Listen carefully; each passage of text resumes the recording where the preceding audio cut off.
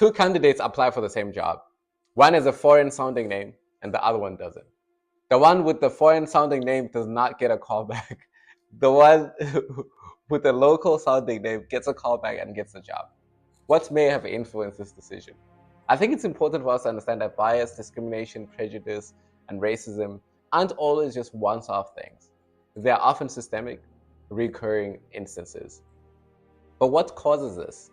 I think for us to better understand this, we need to understand what is the difference between bias, prejudice, and discrimination, as well as racism and exclusion. So bias, as I started the conversation by saying, to be biased is to be human. And to challenge your biases is to be a good person.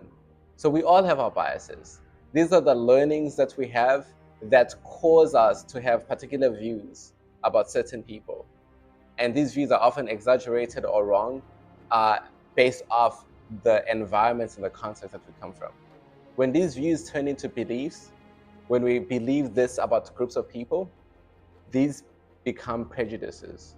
Now, when the prejudices or beliefs that, oh, black people are like this, white people are like this, Nigerians are like this, these beliefs, when we start acting on them, it's like, oh, we're not going to give visas to Nigerians because they are people that we know as people who scam or people who do X, Y, and Z. That becomes discrimination. Discrimination is when people act on their prejudice.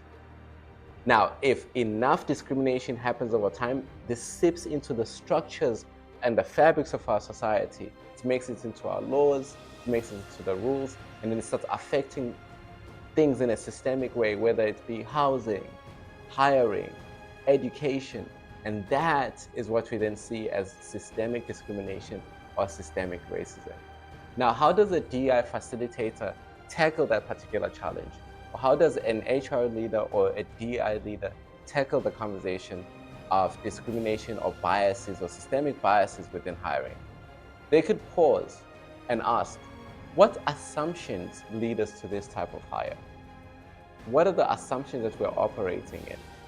And then they can work tirelessly to create an objective hiring criteria.